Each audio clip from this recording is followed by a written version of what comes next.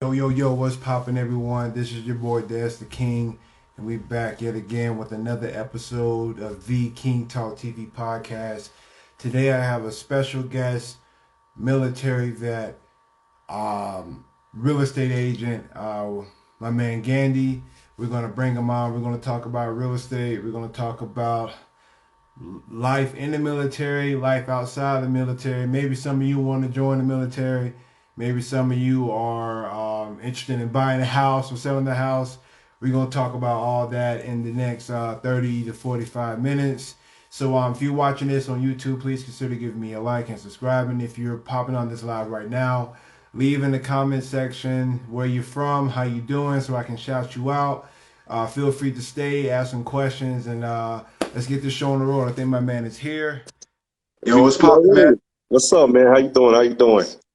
Hey, bro, I'm doing well, man. How are you? I'm doing great, man. I appreciate the opportunity to come on here and share a little bit of my story with you and answer any questions that you might have, bro. Appreciate it. Bro, man, I appreciate you for taking time out your busy day, man. I know you're a busy guy. Got a lot of things going on, but I appreciate you sparing a couple minutes for your brother, man. Well, let's just get the show on the road, man. I just got a few questions for you, man. I think we met through a mutual friend. We do. We Around, do. yeah, around Halloween time, I think. What was that? Oh, yeah, Daniel's party. Shout out to Yeah, yeah. Daniel. And both of you guys met in both of you guys are in the real estate, right? So how did Correct. you get into the real estate scene? So for one, after doing a long time in the service, I was very, very interested in trying to find a career field that was lucrative yet flexible.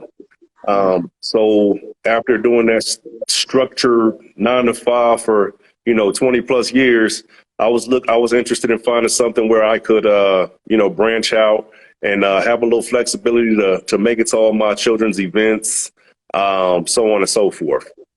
That was one of the opportunities that afforded me those luxuries to be able to you know take my kids to school, take them to appointments, go to their field trips, and still make a pretty fruitful living. So it was more about freeing up your time than actually the money for you. Is that For what I'm me, hearing? yes, yes. For me, yes. After, like I said, being retired, having residual income, having a check that comes in every month. Um, I was more interested in having those having that freedom to be there for my children, because I wasn't able to do so for my older two. So with my little two, um, I'm able to do all of those things that they need me to do and be available for them. When I was, like I said, when I was serving, my older two children, um, I was on the road quite a bit. So deployed, TDY here, TDY there. So I wasn't able to make it to a lot of the games, a lot of the school events, anything like that they would want me to be at. But thankfully, with my younger two, I'm able to be there. Nice, man. And I definitely understand that. Although all the I don't have any children and I'm not married, but I do know that it's important to spend all that little time. Every time you get a chance to spend with your children, you should. I do want to ask this side note, man. I hope this is not too personal, but do you think the time away that you spent from your other two children, do you think that kind of, I don't want to say messed up the relationship, but kind of like, I don't know, you're not as there with Definitely, them? definitely. I would say not. I didn't. I guess the best way to put it is it definitely put some strain on the relationship. A little bit of resentment, I would say, might be present, because, like I said, I was unable to be at all of those things that I would have loved to be at. But when Uncle Sam said, "Hey, you got to pick up your stuff and go," and you don't know how long you're going, you don't know where you're going, you just pick up and go. So I've missed plenty of birthdays, anniversaries, holidays, um, things of that nature. And so it was, like I told you, like, it was one of my biggest goals was to make sure I was able to be here for my young two. Nice, nice. I Yeah. definitely understand that. Do you think do you think they will understand? You know, looking back on it, yeah, I understand. My dad, he had things he had to do. I mean, there were obligations that in order for him to be able to take care of us, he had to go handle these obligations. Uh, do you think they will ever understand that, or that's just something that has to be done? That's just something Uh, they're probably dealing with.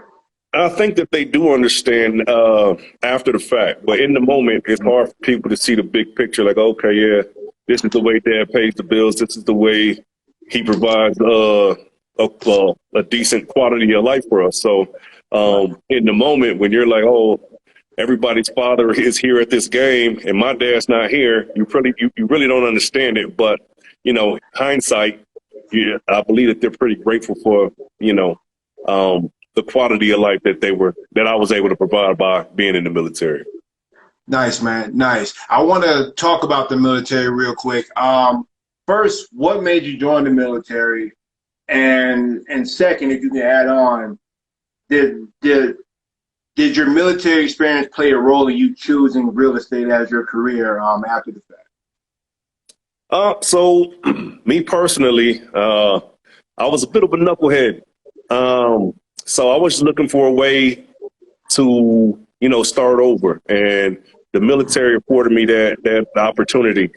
My first base, I was in the Air Force. So I went to San Antonio for basic training. After that, I was in Wichita Falls, Texas for some months.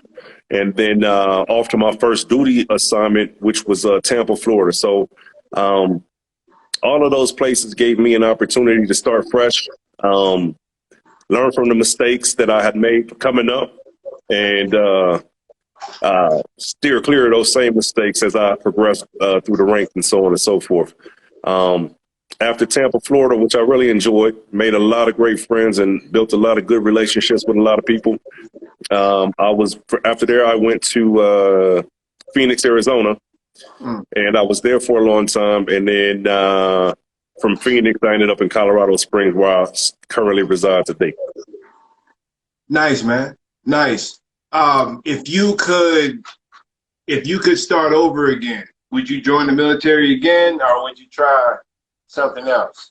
Um, so if I could start all the way over, I mean, yeah, and I had an opportunity to go back to high school and actually attend classes and things like that, I'd Right. probably get at a try. But I'm absolutely grateful for the opportunities that I gained from the military and the benefits that I still reap from it today. So all in all, I'm very, very happy with my decision. I've met some people that I would never, ever have met had I not joined. Yeah. Um, and to me, that's the biggest thing that you value is the relationships that you build and the friendship that you're able to nurture and you're able to be a mentor to the young folks coming up and stuff like that. So if I had it to do again, I think I would do it the same way I did it. Same. I had a few military vets on my show, Mhm. and I think you probably are the only one. Well, no, no, no, no. There are some who say they won't go back because they don't want I guess, the overhead.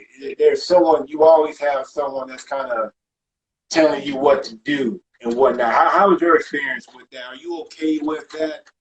You know, the drill sergeant and, superiors, whatever. Yeah. So in my mind, unless you're an entrepreneur, you're always going to have somebody who has oversight of you. Right. So essentially, it's just how you decide to handle it. I feel like you're going to have a boss in any career field that you have. But what happened for me is it taught me a lot of structure, things that I never really thought about beforehand. Just the core values in themselves, like putting people before myself, making sure I do the best in everything that I try to do, and having integrity. Um, These are all things that I learned in the service, and that were not on my radar when I was before I joined the service. Anyway, Nice. So yeah. what would be? I'm sorry. Go ahead, man. Were you about to say something else? Oh, no. I'm answering questions, brother. I got you. I got you. What is the number one? What is the best takeaway that you got from the military? Um, I guess the best takeaway. Well, okay, so there's been quite a few for me. I was fortunate enough to be able to travel quite a bit. Um, and so during my career, like I said, I did 20 years, 25 days. So I was able to travel to roughly 45, 46 different countries in my time while I was in. Um, so my favorite thing and the biggest takeaway for me is that you don't know how much you love home until you have to go to other places and see how bad it can be. Um, it basically made me appreciate everything that we have here so much better, so much more than I would have had I never been able to go see these other places. Nice, nice. Um, Where are you originally from? originally, so I was born in Memphis, Tennessee, but I grew up in Milwaukee, Wisconsin. Nice, nice. Okay. Milwaukee, Wisconsin. Yep. Um, so just to give you an example of, some of the things that you do see when you get to go to different places, one of the places that I went to that really sticks with me is Kyrgyzstan. It's a little country that borders Russia and up in the mountains, Himalayan mountains nearly. And so we got the opportunity to go visit a couple of orphanages out there because we were there for kind of a humanitarian mission. Right. And just to see how appreciative those children were for the smallest little gifts. We take things like the little Matchbox cars that we used to play with as children. You give them one of those things, man, they cherish it like you gave them a gold nugget. And just to be here and see how unappreciative some people are, it's like, my goodness, to be able to put a smile on the kid's face over there with something as small as that little gift, it's very meaningful, and it kind of leaves a mark on you and lets you know how blessed we are to have what we do have here. What you said just now is something that is so true. We are so spoiled as a nation, and there are people here who literally have no concept of war. Now, I've never been in a war. I've never been in a battlefield or whatever. But you have people here just completely naive to the fact that, we have peace here, if you want to call it peace. Now, when I say that, no bombs are dropping over our heads. Now there are worse neighborhoods than others. People Definitely. But for the most part, we're not getting drone striked here. You know what I'm saying? Yeah. There's not a rebel group of people. I guess in certain ways they are, but we are relatively safe and prospering here in America. Definitely. So when people go around, complaining about this, about that, about this country, I'm like, go to another country, man. Go to like the country you just said are Sudan. These war-ridden countries where children are getting blown up, like, yeah. And like you said, they still, these children who are going through all what you're talking about are still able to cherish the little things. They still are appreciative of these little things. So do you, I don't know, have your children been overseas? Do they understand this? How are you raising them in that regard? How they should be appreciative of this? So the way that I try to I guess communicate situations like that to them is through service, acts of service. So whether we volunteer down at a shelter, whether we go to, soup kitchen or something like that, I like to expose them to that type of stuff. Just to offer that perspective that, they've never had to actually live through it. But they still, I think that it's important that they're able to be exposed to it and see that. So maybe it will help them value what they do have a little bit more. Right. That is, I think that's so important, man. And like I said, we're so spoiled as a nation. I hope it doesn't come back to bite us in the next generation. And the next kids, the next generation of could be so soft and just unassuming of reality, and that war is possible, and that we are truly blessed historically, one of the richest countries ever to prosper. Definitely, definitely. And we are fortunate to be here, man. And I'm glad that you are installing that in your children. I wanted to talk about real estate real quick. Do Okay, you sure. believe that real estate is the best investment, or is there a better investment than getting involved in real estate? To me, in my eyes, I don't think there's any safer investment than real estate.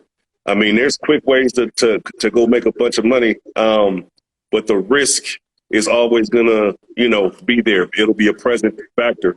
With real estate, if you take a look from maybe 20 years ago, real estate is continuing to appreciate every year.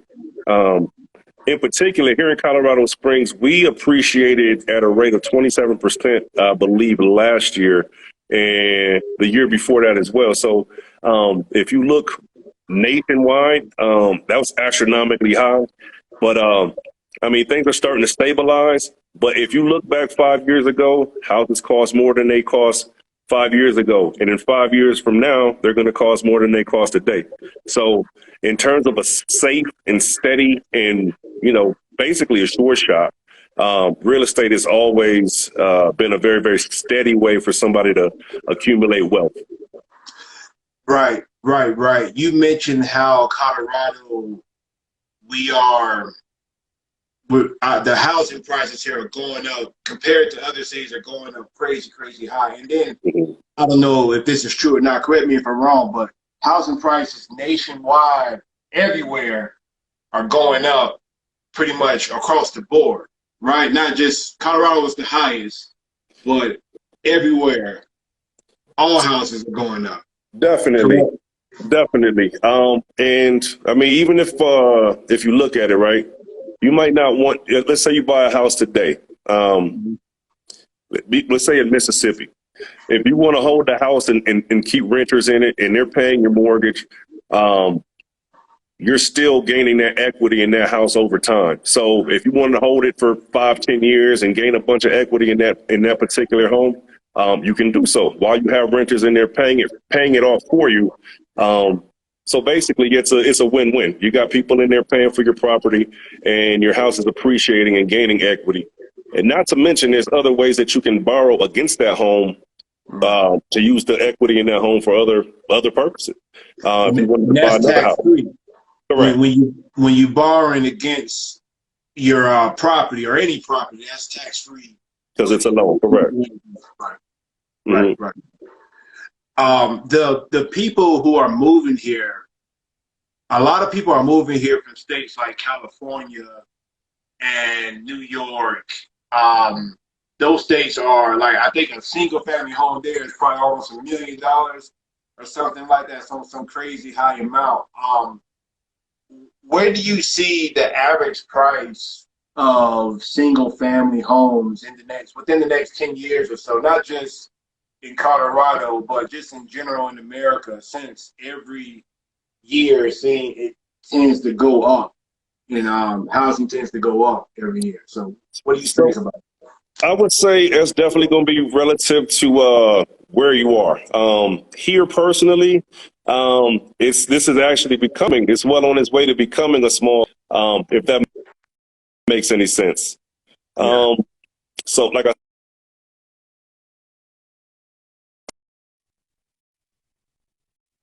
just do a roundabout number. Let's say you purchased a house for $400,000. The next year, it's already worth 500. So Wow. you're taking 25% of what you purchased and adding that to the purchase price. Um, so it's definitely not appreciating that rapidly in other places, like more rural areas, like your southeastern states, with the exception of like Florida. Georgia's it's been on a pretty big climb as well. But when you're looking at like Alabama's and Arkansas and things like that, it's definitely not appreciating as fast. Right, right, right. But don't you see a pattern here though? All right, they're starting in Cali. Cali got too high. They start to move east. So they settle in Colorado, New Mexico, Arizona, blah, blah, blah. Then over time, pricing here gets too high. They move further east. Now they're in Texas, Mississippi. Price gets too high. Do you see where it's going? You know, kind of everyone's just migrating from west to east. Definitely. So the big thing that I would say in relation to the direction where people are going, I think it really depends on availability and opportunity. A big reason that people came here from all these other states was, I would say, a lot to do with marijuana and a lot to do with the affordability at the time. But as things go up in price here, everybody's looking for their next spot where they can settle, where it's still affordable. So even myself, I'm looking for opportunities to invest in states where things are still affordable, and I can keep a steady income. I can keep a steady renter in the house and things like that. But my guess is as good as yours where that's going to be, where the next boom will be. Where would you want it to be? And what do you have your eye on? If you can talk about. Ideally, if I'm going to do a short term rental, I would love to do some stuff in Texas, maybe somewhere in Houston, Dallas area. If I'm going to do Airbnb type of stuff, somewhere where anybody would love to be for vacation. So maybe like Florida, maybe North Carolina, South Carolina, somewhere like that. Nice, nice. Okay, makes sense. Makes sense, man. I would love some property on the beach in South Carolina. I think we talked about that. I'm from South Carolina. Yeah, yep. And man, housing in the Charleston area, like on the water, it was high 10 years ago. So I can't imagine what it's looking like right now down there. But if you got one of those properties there, man, you're set pretty much forever if you could. Definitely. Right. Nice, man. I wanted to ask you a few more questions, boss. Definitely. Why? This is a two-part question. Why should I become a real estate agent? Why should I become one? Why should you? Well, so I think that depends on a whole bunch of different aspects of life. For one, for me, like I told you, say you're talking to your daughter. Say your daughter, Dad, I'm thinking about being a real estate agent, but well, why should I be one, Dad? You're one. Why should I be a real estate agent, Dad? Here's the bigger thing. I think it's more important to invest in real estate than to be an agent. If you become an agent, you can broker your own deals and things of that nature. But when it comes to investing in real estate, I think that's the quickest and surest path to establishing some long-term wealth. So that's what I try to preach to my little ones. Even at the age of 8 and 9, my little ones, I try to, teach them assets versus liabilities and things of that nature. And one of the bigger things that they will tell you, even if you were to ask them today, they think they would know that real estate is a very, very valuable asset. And they understand that now already. Okay, that's good, man. Definitely. I didn't really understand that till I was older, man. But that's good to have that. So, and I'm glad you made that distinction for me.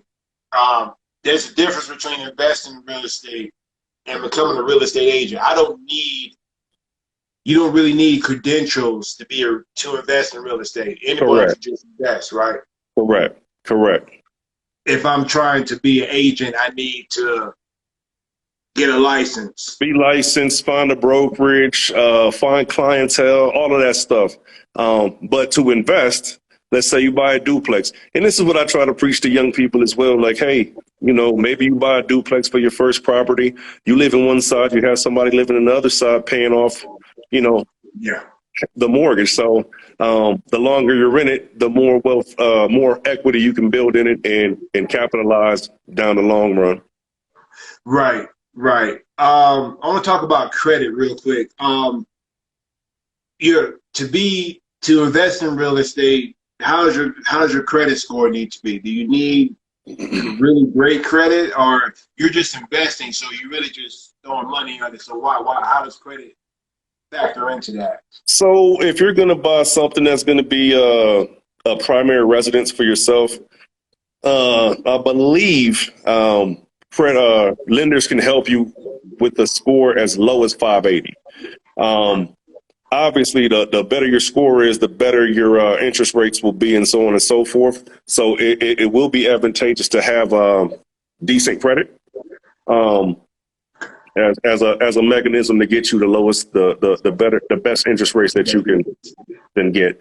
Um, that being said, there's so many ways that you can do it. Let's say you have a group of friends who have money and you guys wanted to buy an investment property cash. So let's say you pool a bunch of money, you go to a place where houses are affordable, and you purchase an investment property. You might want to fix it up, and you might want to sell it afterwards, or you might want to hold it and let it gain equity over time. So not necessarily do you need to have um, a high, strong credit score, as long as you have the revenue to back what you want to do. Yes. Okay, that's good to know. Good to know. A few more questions for you. Now, actually, I got this fun question for you, bro. All right. There is you heard the lottery, right? The lottery was probably about, I think, $1 billion or something like that, or two billion. I bought my tickets. Yeah. Yeah, you crazy if you did. You crazy if you did buy a ticket. Um, and I don't want to go on a side note, but I think someone won in California, and of course you don't get all that money. I think the government takes like half of it, and then I think the state gets some of it as well. My question for you was, if you would have won that, what what would be your plan to manage all that money? To manage it. Or I guess, well, what not necessarily or to manage it, to invest. What are you going to do with that if you would have won that money? Okay. That's a good question, and it's a very, very deep question. I think that the biggest thing for me would be to set up my relatives with a system of learning a valuable trade, whether it be something in school, it could just be college, it could be a trade school, it could be real estate, anything. But I feel like I would definitely want to set up my young generation of family to try to break these generational curses that my family has had over time. Everybody can't see. Well, most of my folks, we can't see past the next month. You know what I mean? Like, okay, as long as I can pay this bill, I'll do this, do that, do this. But if we could set up some type of mechanism to get these kids educated and again, right, just teaching them versus like, hey, you don't got to go buy this silly thing over here. Why don't you invest in something else? You don't have to go buy this. You can go buy a stock and see what that's going to do for you. So I think just some type of educational system that focuses more on building wealth and helping those youngins thrive in the future. Nice, man. That's a good answer. It's crazy. I feel like, man, I would never be broke again. Like, there's no way, because I'll just buy. All I would do was buy houses up everywhere, and that pretty much guarantees that you won't be broke again. You know what I mean? After that, I looked up some some lottery winning like nightmare stories, and this one Yeah, person won like $100 million and went broke. I mean, it's just like it blows my mind how that happens, man. How that definitely, happens. definitely, definitely. Awesome, man. Awesome. Man, I enjoyed you today. I do want to ask you one more question. Is there any question you have for me before we depart, man? I guess the big thing, man, is just what can I do to help you build what you got going on? I think that a lot of times it's hard for us to get our names out there. And you know, when you got something positive going on, it's hard to ask people like, hey, can you promote me here? Can you help me do this? Right. Me personally, you know, I'm out here to, you know, help everybody grow as well as I can. And if there's anything I can do to help you, just let me know. That's my biggest question for you. Oh man, I appreciate that so much, man. But right now, bro, I'm just I train Brazilian Jiu-Jitsu. I pretty much do that in my spare time, and I Yeah. currently work in claims for this radiology company. But lately on the side, man, I've been studying computer programming with Python, and Okay. I actually would love a job in that. But I'm a let's just say I'm a white belt at programming. I'm like this is like the I beginning hear of you. it. But you know you got to start somewhere. Um, as far as I would love this podcast to be something pretty nice, man. I don't know if you heard of Joe Rogan. Oh yeah, for sure. Yeah, of course Yeah, everyone heard of Joe Rogan, but he's like one of the men that inspired me to even want to do a podcast. You know, and definitely. him as I like him as a person as well because you know, he's just a smart guy, man. He knows martial arts. He knows a little bit about everything, and Yeah, you know, just a really, really good dude. So I want to build something like that, if that makes sense, bro. definitely, Yeah, definitely, definitely. yeah, 100%. man. Yeah, man. But again, man, I appreciate you coming on, bro. You were a great guest. Everything that I needed today, you were that, man. I appreciate you. Do you want to leave your social media, email, or something out there in case someone want to get in touch with you about Sure. I something? can definitely do that. It's like it's strange. It's hard for me because I typically don't advertise too much on social media. So what I'll do is I'll put my email out here. It's Dwayne DUANE at 719pcsteam.com. I would love to answer any questions that anybody would have in regards to real estate or even just to have a good conversation, man. Like there's so many things that we could offer to each other. Um, that you never know unless you ask. So if anybody has anything that they need from me, I'm more than willing to help. And like I said, I'm definitely looking forward to helping you grow this podcast as well, man. So thanks for the opportunity, and you know, hopefully we can link up again soon, man. Yeah, man. I hope so too, man. Thanks a lot again for your time, bro. If you watch this on YouTube, please give me a like, consider subscribing. And bro, I hope you have a good night. And God bless you, man. Thanks for everything. All right, brother. You too, man. Thank you. Yes, sir. See you later, man. Peace. All right. Peace.